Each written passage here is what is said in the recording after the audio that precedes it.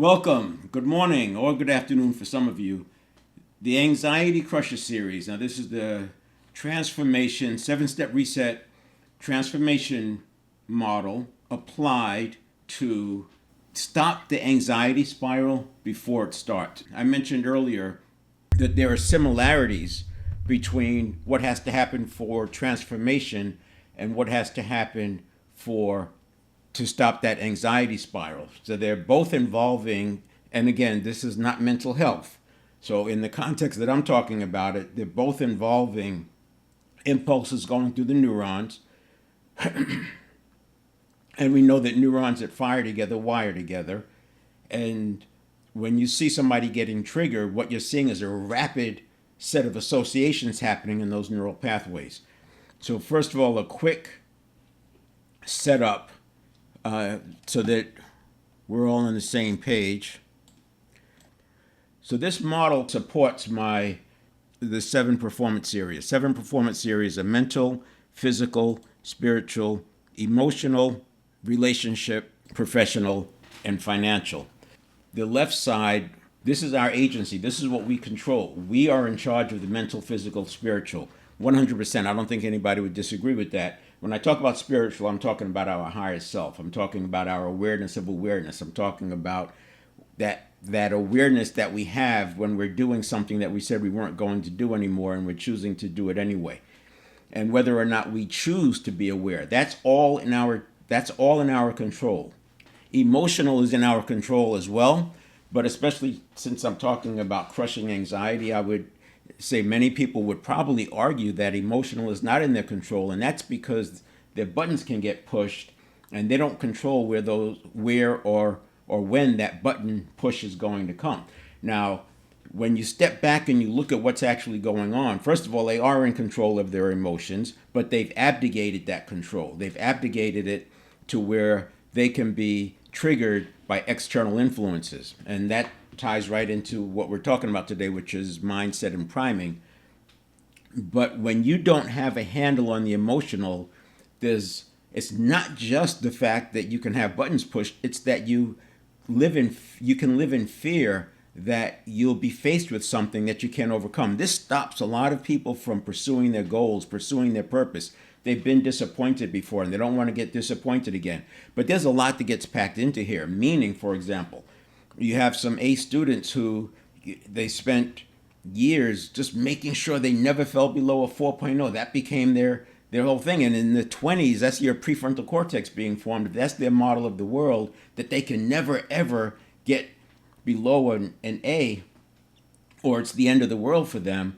You can see how trial and error can be a problem. You can see how taking risks can be a problem. And in business, especially now with things happening so quickly, you have to test.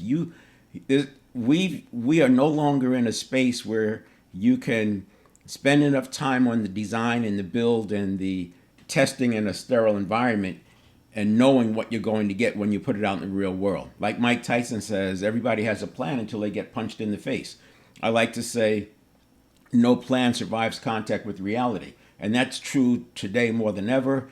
And because when you look at technology and you go back to Moore's Law in 1970 time frame, that technology would double every 18 months, technology capability, you can understand the exponentiality of that and how we are on the very, very vertical part of that curve. So it's not going back. I just saw today that they just came out with another artificial intelligence that was less than $5 million to build. Now consider the hundreds of millions of dollars that was spent on OpenAI just a few years ago. And now we have competing tools that are as effective for less than $5 million. The toothpaste is not going back in the tube. It's there. So we have to govern ourselves in such a way that this is the new normal. It's going to keep changing and changing. And so what we have to do is learn to operate by what I call principles and not be swayed every which way. One of the challenges that we face is that artificial intelligence has learned how to create great copy. So you're being hit with ad headlines, different headlines constantly. We're being bombarded. And then on top of that, in the US, you have the political space, advertising on social media, and they don't really have an ROI to meet. They can spend millions of dollars. They can spend as much money as they can raise. They can spend it on ads. And if you advertise on social media, you'll notice that in the election years, especially presidential, the ad results and the costs, they get skewed pretty badly because there's so much money being thrown at advertising and there's no ROI requirement. At least with business, if you're not getting a return, you're not going to keep doing running that ad. But in politics, it doesn't matter. You can just run it forever and run as much as you want to make your point. I saw, what was it, 2 years ago, that a local race, which usually is under $1 million total spend, and someone backed one of the candidates to unseat the other and spent $16 million on a local race. That's 16x. And where does that money go? It goes into advertising, promotion, etc. So today we're talking about two very important drivers of the first step. So that first step is beliefs, neuroplasticity, priming, mindset, physiology. And I said last time that all of them are important. It's hard to say one is more important than the other. I am doing a model that I'll cover on Friday that shows how each one impacts the other, because you can enter that diamond anywhere. Beliefs, neuroplasticity, priming, a mindset, and then physiology in the middle. And you can enter that anywhere, and they all impact the other. Then we have on the right side relationship, professional and financial. And I say that the emotional is the gateway to the right side. You can do everything right here, but if you get hijacked, and we know how it's like trust is built on the escalator going up, but you can lose it like jumping out the window going down, because you can lose it in an instant and it takes a while to build. And if you're easily hijacked, you can do everything right, but still you put your outcomes at risk because you don't have the ability to regulate. And my whole model is to prevent. Prevention is the main thing, and the main thing is keeping the main thing the main thing. And when you're using prevention, you will find that you have fewer and fewer and fewer situations where you have to regulate. So the next part of this is that I talk a lot about the 33,000 decisions per day. So this is simulating a stimulus response cycle where you have a pre-stimulus phase, and that's where we are, steps 1 and 2. 1 is the one with the 5 drivers I just mentioned: beliefs, neuroplasticity, priming, mindset, physiology. Step 2 is your state and the check-in, and state 2 is think of this as presence. So we go through the personal development. That personal development allows us to have a presence, and that presence can be upgraded over time. We want to make sure we're in a good state, and that state is one that we've trained and conditioned. But if you get knocked for a loop early in the day, we have to have ways to get back to that presence in a short period of time and live that presence for the day. And you can come back later on and work out the details of whatever you have to work out. But you have to get back to that presence because another stimulus is coming. And if you don't get back to this presence, then we're into that downward spiral kind of thing. And then we have steps 4, 5, 6, I'll cover in a minute. So we have the response, and part of that response is to get back to a mindful state. And that mindful state is what's going to enable us to have that good presence here. So that's that loop that we're going to keep making over and over and over. And while the number of decisions we make per day is 33,000, those are stimulus response cycles because it's habitual, right? 95% of our lives are run by habit. So you can see that it's mostly by habit. But there's actually, if you look at the micro stimulus response cycles, you're probably into the 100,000 plus, because you can have multiple micro stimulus response cycles in a second. We're awake about 65,000 seconds a day. So that 33,000, you're looking at about every other second you're getting a stimulus response cycle. Now, after the conditioned reaction, we want to make sure there's separation between the reaction and the response. We do not want the response to equal the reaction. This is when you see somebody getting triggered and they're cycling up very quickly. You can see that what's happening is their reaction is equaling the response. We're going to get into that today because it has to do with where their mindset is, and then they're priming. And then once they lose the narrative, once they lose the initiative, the narrative, different ways of saying it, then I say they're cooked, because it's very difficult unless you have the skills to come out of that. So we need tools to prevent. We need tools to stop it early, and we need tools if we find ourselves in there. Now, I'll tell you this, in working with clients, I would say, and it's 90 days, it's a 90-day transformation, that in the beginning, they can get knocked for a loop and go down that rabbit hole for a while, that spiral. They'll be able to pull back, but initially, it takes some work. You'll get to the point where you'll never even drop into that. And this is special ops. You watch Navy SEALs, Rangers, Marines. In fact, they talk about Marines run towards the fire, right? You're trained to do that. It's not that you're trained to run towards the fire, it's that the fight or flight mechanism is changed. We know that we're not going to run in, most of us are not going to run into a tiger. So having a threat response equal to a tiger, a fight or flight response equal to a tiger, just doesn't make sense. So we change that, and that's what we do here. And so you have the pause for the response, so it's different.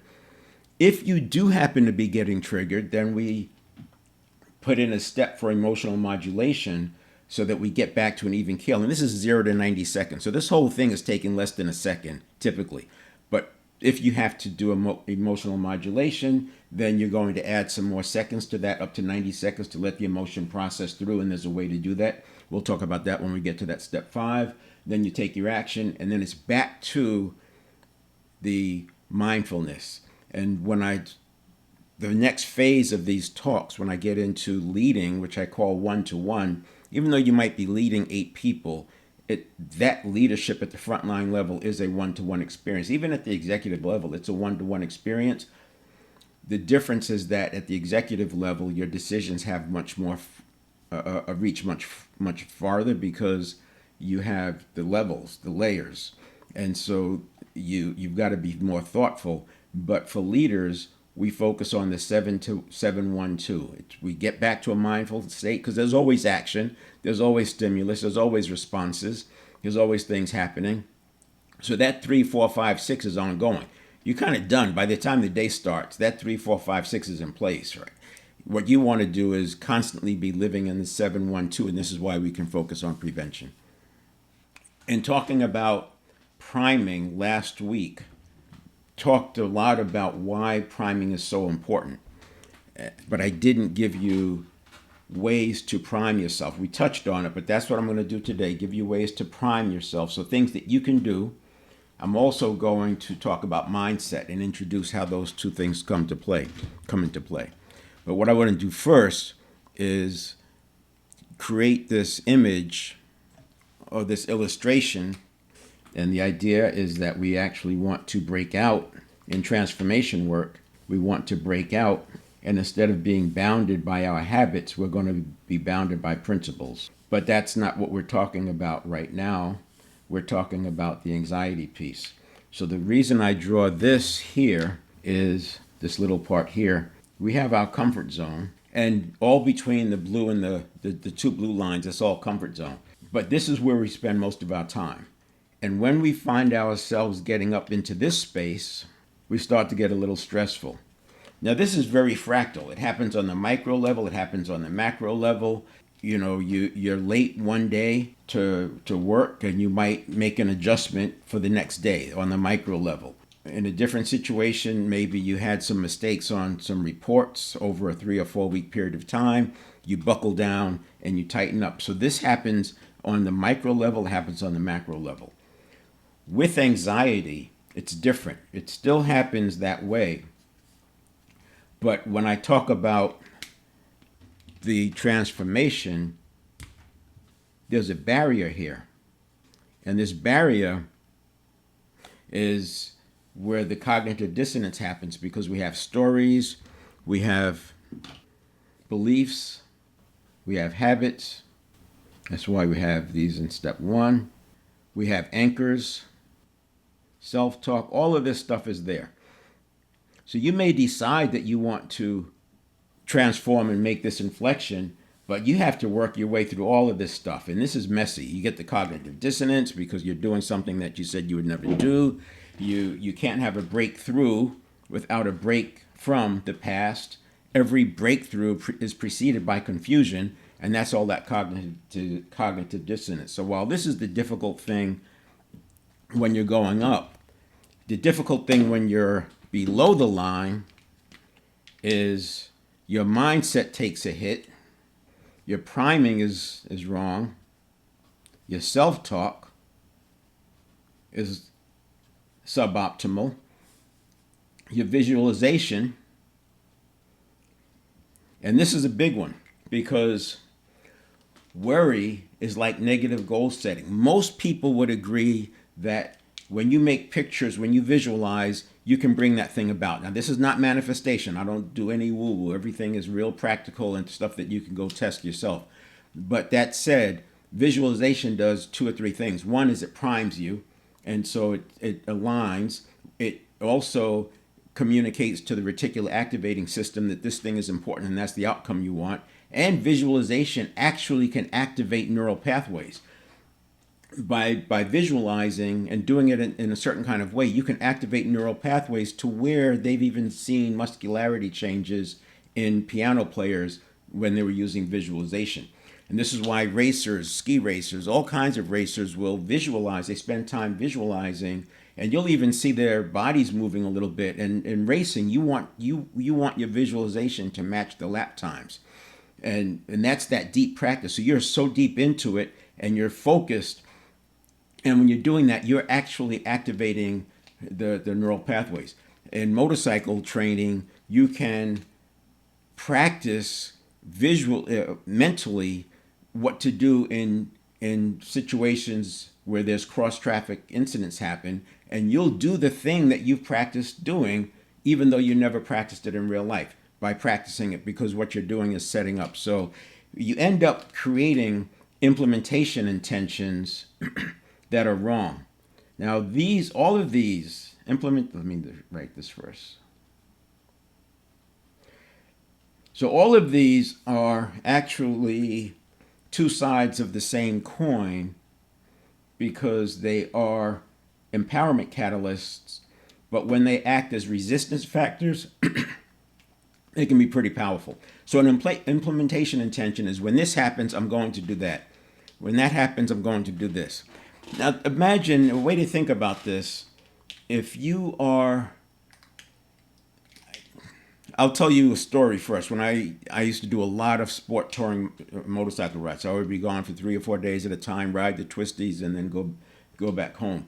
And because sometimes to get to the twisties, I was living in Chicago, I'd be on the highway for 12 hours to get to the twisties, some 8 to 12 hours, depending on how fast I was going. And in that time, you'll get flashes that'll come through your mind that something can happen. Everybody who rides a motorcycle accepts the fact that there's some danger, so they get these things will flash by. And what I would do instantly, as soon as that picture would come in, rather than try to suppress it or anything, I would just make a picture of me arriving at home with my kids, smiling and greeting me. So I would make that picture of pulling into the driveway on the motorcycle, and that's the picture that I would carry. And all that tension just goes away. So am I manifesting something? No. What I'm doing is I'm priming myself for the outcome that I want. Now, that said, here's an example where this could come into play. Let's say that, wintertime is coming, you might be on an icy street. Let's say you're on an icy street. Most people, without thinking about it, can possibly have a picture of themselves falling. The risk of doing that, 2 things. One is you'll probably tighten up. If you start to slip, you'll probably tighten up, which makes it less likely you'll recover. And the other thing that happens is you shut off avenues for new information. So for example, if I'm walking on ice and I know I could slip, the thing I want to be visualizing is I want to collapse my knees right away. If I start to fall, I want to drop my knees because that'll lower my center of gravity. And by having that picture, you're more likely to recover without having to fall. If you're uptight and you're stressed and you're breathing is high, your center of gravity is high, and you start to slip, it's a freak out moment. So that's just one example. So here's the point. Worry is negative goal setting. You can't worry about something without also making a picture. This is why we tell in sports, you never say something like, whatever you do, don't give it to them low in the outside. You say, give it to them high inside. Make sure your pitch is biased towards high in the inside. Apply that to everything you do in business. You don't want to tell somebody, don't get nervous when they're going up to speak, or don't mess this one up. You don't want to give them that picture.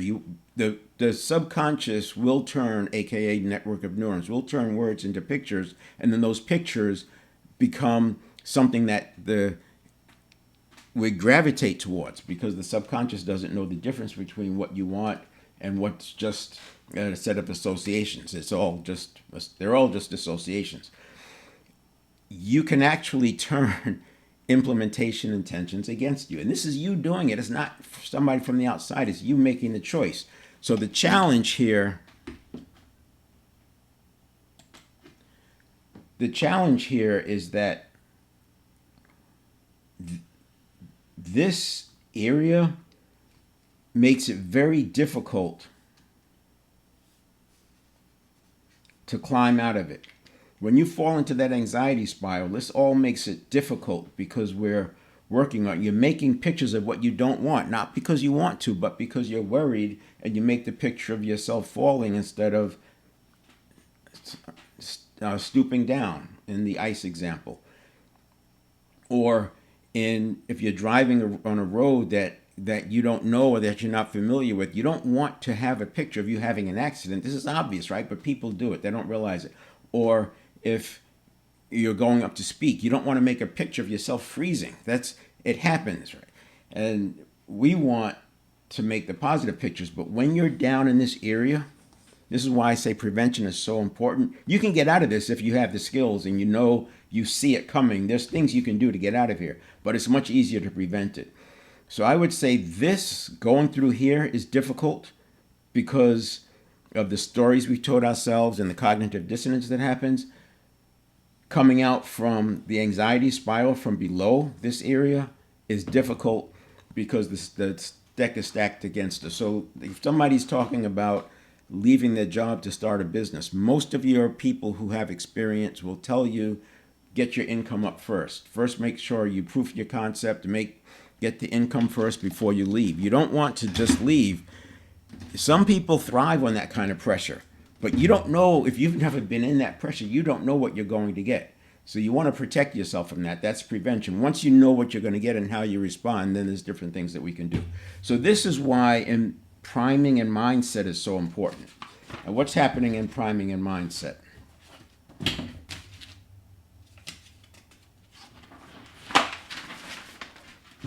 This is the drawing I left off with on Friday. And if I make this into two parts, this is the conditioned reaction step. Conditioned reaction. And it's 250 milliseconds before we even know what's going on. And it's 250 milliseconds of processing. And then you have the handoff, but there's a wait of 250. And I'm generalizing here, but that wait is because the conscious mind back to this step 3 is the conditioned reaction. That's what I just drew. And this is happening very, very fast because the subconscious, aka network of neurons, processes at 11 million bits per second. And the conscious mind only processes at 50 bits per second. And so this pause, we want to leverage that pause to not just get the handoff. If you don't do anything at all, you're just going to have more neurons piling on, right? The neurons that wire together, fire together, and ones that fire together, wire together. So you just have more and more neurons piling on. And if it's a threat, this can be overwhelming for a person right in here. And that's this 250 milliseconds. We'll deal with this later when we get in, or next time when we after we get through step 2 and step 3. And by the time I get to step 3, I will cover most of it because it's so important here. But in this area right here, this is where priming happens, cognitive biases, threat detection, and there's more. But if you think about somebody who has a phobia, that's going to happen here. The subconscious hasn't even started processing yet in a way that's actionable. This is just like, is it a threat? Am I ashamed of this? This is where self-talk can really mess you up. And the manifestation crowd, they talk a lot about the self-talk and the belief and the visualization, and you can see in here, I don't bring any of that in. None of that is necessary for you to do the things I'm talking about. But you can see how if your self-talk is already degrading or catastrophizing, this is going to pick up on that, and it's going to put you in a threat situation, a fight or flight. What's worse is that we have this already listening out here. So even before the stimulus occurs, there's this constant monitoring. It's like priming. I use the example of those recorders, video or audio recorders that are already listening. So when you push the record button, it pulls in the prior 2 seconds. That's sort of like what's happening here. So if you're already in a compromised state, in the present state, step 2, if your presence is already compromised or you're already defeated, then you've already set yourself up here. And then the behavior comes, and it's triggered kind of behavior, hijacked kind of behavior. And this is why it seems like habits are impossible to change. They're not impossible to change. What we have to do is deal with them here. We set this up. Now, priming is getting you set. Mindset is meaning. So we're talking about mindset today, but I wanted to bring back the priming because it's such an important point of this. And what we can do here is we can use visualization,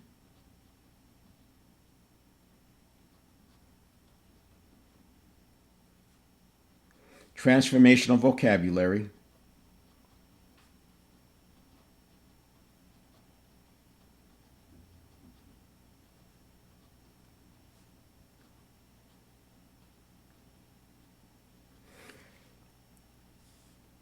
affirmations, and there's it's funny, affirmations in the 70s and 80s, they seem to have worked better. Now there's people who are hating on them a bit. I think the issue is that things have gotten so fast and people are spending more time, like this picture I was talking about. When you're down here, affirmations are going to be hard to see work because all of this other stuff is overpowering them. If you're in here, affirmations will have more effectiveness, and they'll help you get through this too.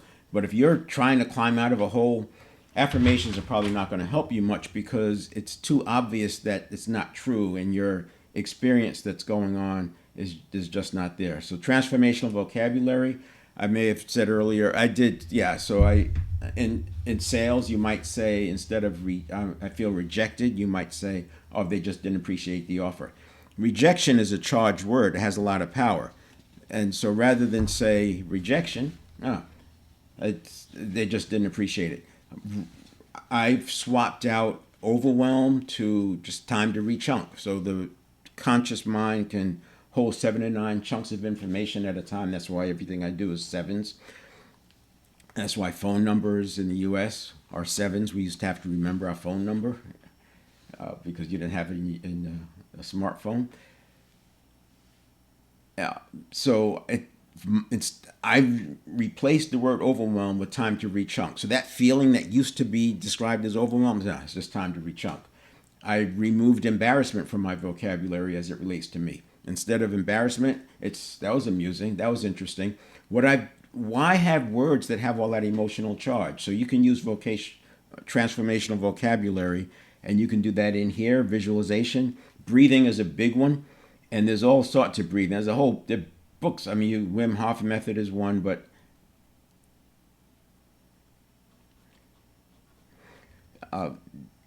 long, deep breaths are what you want. It's interesting. Shallow breaths can create anxiety.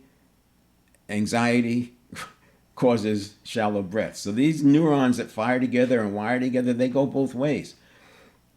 And this breathing, I like to breathe down into my lower abdomen. This is the key, right? Or chi in martial arts. This is the way you breathe. And because I do that every morning, I do a breathing ritual every morning, I'm constantly anchoring myself.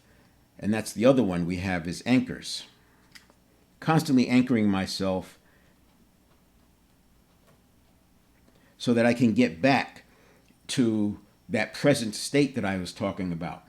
If I get thrown off course, if I'm speaking in front of a group, I get thrown off course, I may turn around, and you're not supposed to turn your back to an audience, but it's a good cause. I'll turn around and go, yes. And I'll get that, that's my anchor. It's an anchor that I use when I'm speaking. So I never have to worry about like, oh my gosh, I'm spiraling. It's what I'm going to do.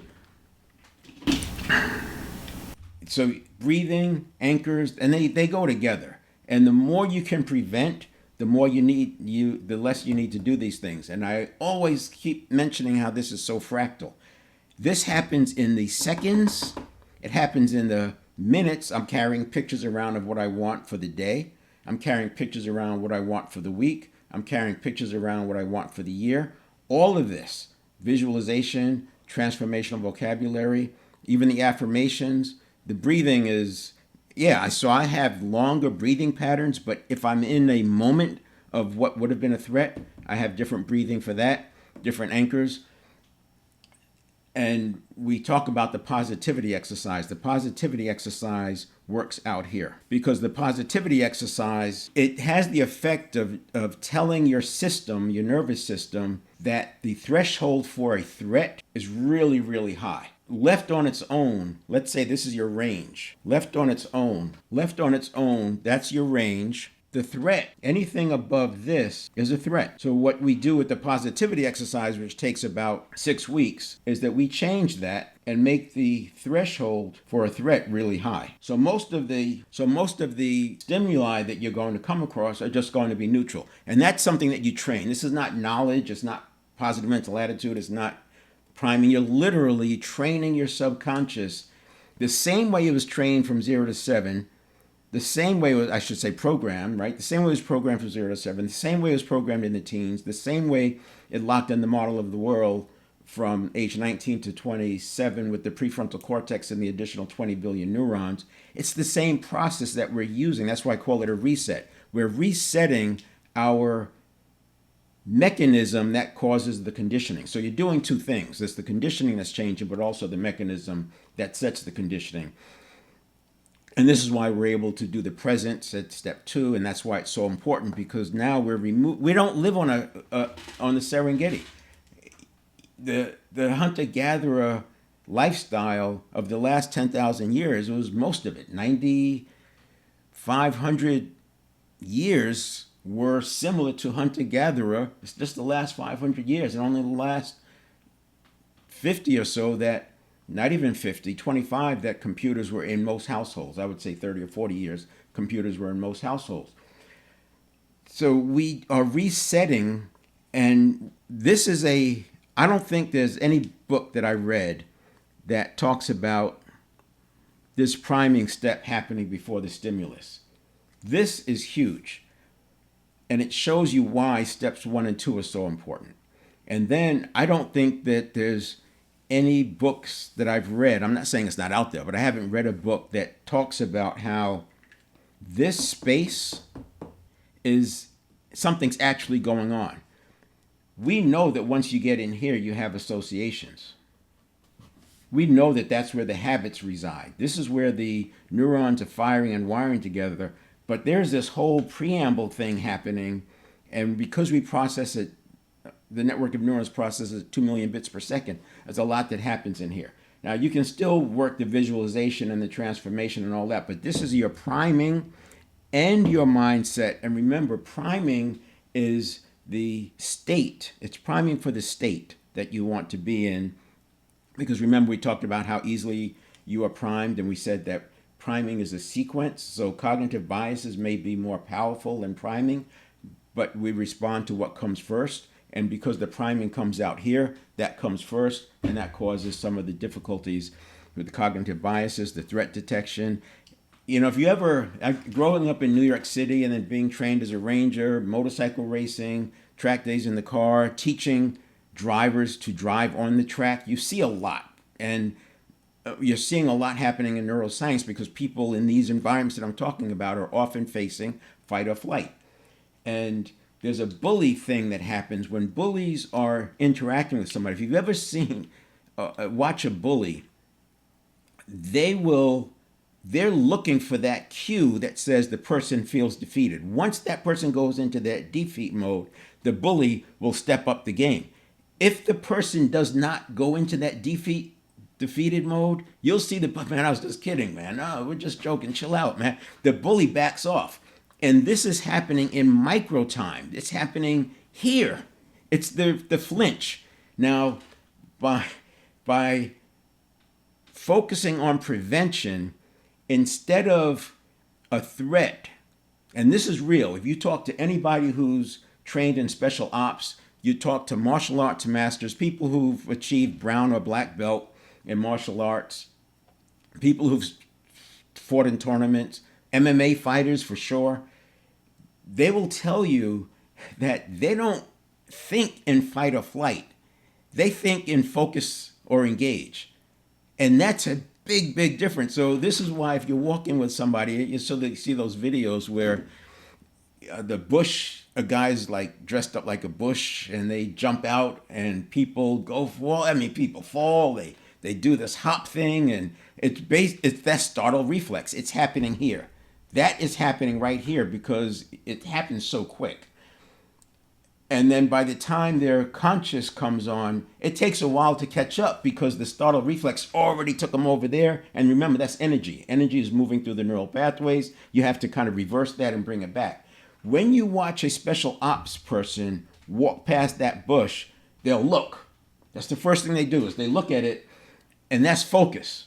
And the next thing is, do I engage? And this is the example I'm using why they say Marines and special ops, they run towards the gunfire. Because you want the initiative. You want to maintain the initiative. I'm not saying that's always the reason, but you definitely want to be in attack mode. You don't want to be on your heels. By having presence in step 2, which is what we'll be talking about once I finish with the step 1, presence is the day-to-day, getting back there, the check-in, the dashboard. How am I doing? How's my self-talk? What's my mental state? What's my physical state? What's my spiritual state, my higher self? What's my emotional state? And physiology is a big one. Is my physiology one of courage or is it one of defeat? And sometimes you need to check that right away and get it back on track. This is why the leaders are going to live in 712, 712, 712. So step 1 is where we're going to train that presence. Step 2 is where we get back to that presence. And when we're talking about the 7-step reset at the individual level, we're using the beliefs. And when I talk about beliefs, you can go back and watch that video. It's about uncovering the limiting beliefs and neutralizing them. When we talk about neuroplasticity, it's command of habits. And I talk about it being fractal. So we want to set the larger scale habits, and we need to set the smaller scale habits. And last time on Friday, I gave you some ways that you can actually change your conditioning, which happens in here. So we did talk about what you can do in here. I said swish pattern is one. You can use reframing. You can use dissociation. There's different things you can do once you're inside here. But if it's significant and you find yourself down here, a lot of that won't work because there's too much momentum pushing you, and you want to prevent. There's no reason to be here. Now let me give you why I'm doing this every single day. I do this every day because what I have found is that people, they think they know this, and I'm not throwing stones, but they think they know this, but when you listen to them, you recognize that they have a gap. There's a wall, and that wall is saying, I can't change my habits. I am stuck with who I am. There is no hope. And although on the other side, they feel like they have a growth mindset. And by the way, when you step back and think about what I'm saying here, yes, a person could have a growth mindset, but if their meaning in the moment is that of defeat, it doesn't matter. Their mindset becomes fixed. That's why I talk about we have to be able to get from a fixed mindset to a growth mindset instantaneously. And better yet, we have to prevent ourselves from ever falling into a fixed mindset. But everyone has heard of Maslow's hierarchy of needs, right?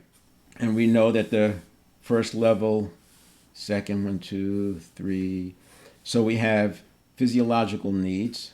We have safety and shelter, security. We have love. We have esteem. And we have self-actualization. Now, because I was doing neurolinguistic programming certifications in the early 90s, and then I did neural change training, and I've been in other curriculums like that, I've often been surrounded by psychologists, psychiatrists, counselors, therapists, etc., because that's who's going to the training. They have to get the continuing education. I was often with them. And what surprised me one day was I was talking about, oh yeah, I just changed the rules. And they said, and the response was, well, how do you do that? And I wish I could do that. And I said, wait a minute, I went in there from the business standpoint. I tested stuff in sales. I've had the good fortune of building 7 different high-performing teams over a 15-year period. So I had the opportunity to test a lot of this stuff, discard what doesn't work and keep what does. And my model for Maslow's hierarchy of needs is this is relative. It's not an absolute. It is relative. If I pick somebody up and I drop them on a deserted island, everything that they've had, forget it, it's gone. They're going to go right back here, work on their physiological needs. Once they get some food, then they're going to go into their safety needs, get some shelter built, and then the love needs. If there's no one else on the island, they're going to take care of the animals, because taking care of the animals, taking care of their plants that they're going to use to eat, that releases oxytocin. The love need is getting met.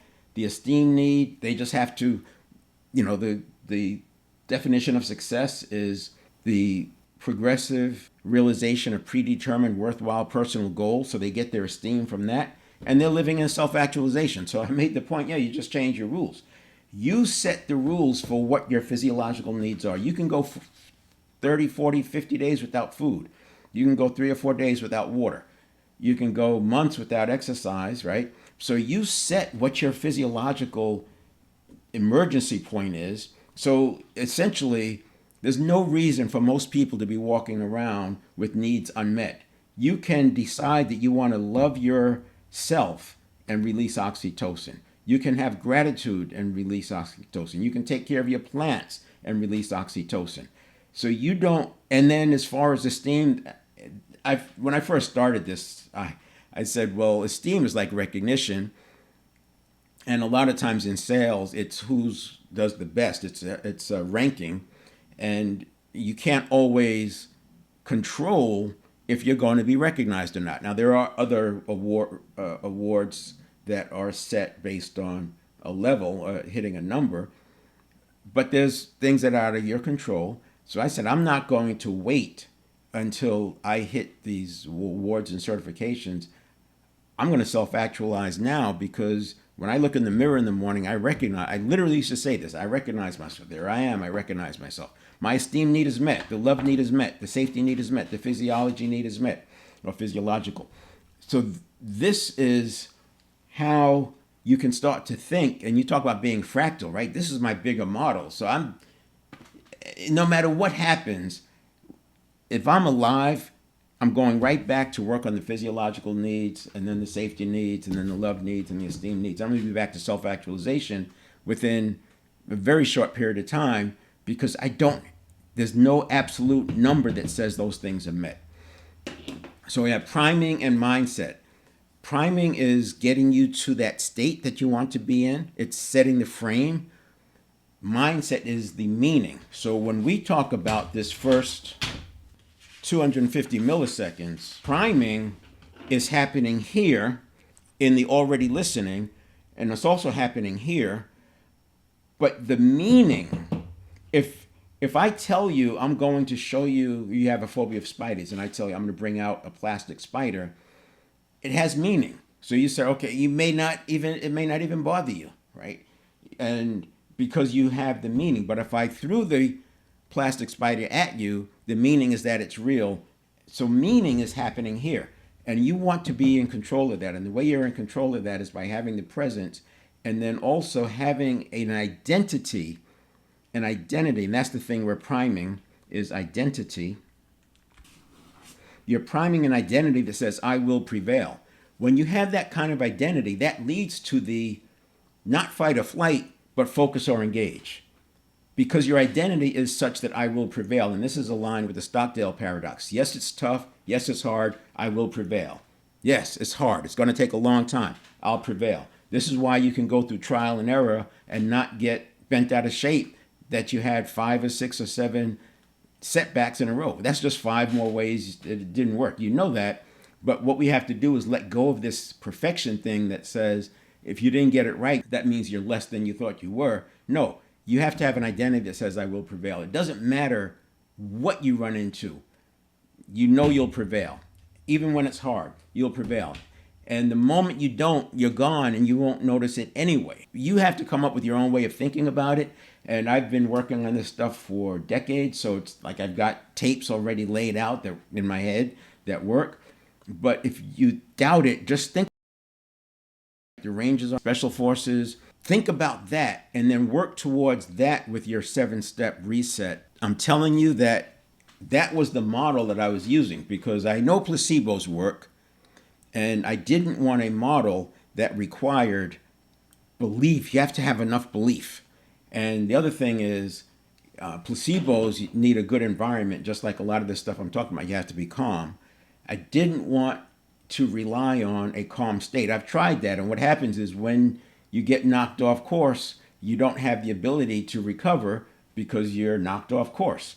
And you're not calm anymore. So I needed something that worked no matter what. If I'm already triggered, I want it to work. If my belief is down or my energy level is down, I want it to work. And that's what we have here. So we have ways of making this work in the micro, at the macro, and getting back there very quickly, which we'll talk about more in step 2. But tomorrow, 8 o'clock, we'll talk about physiology.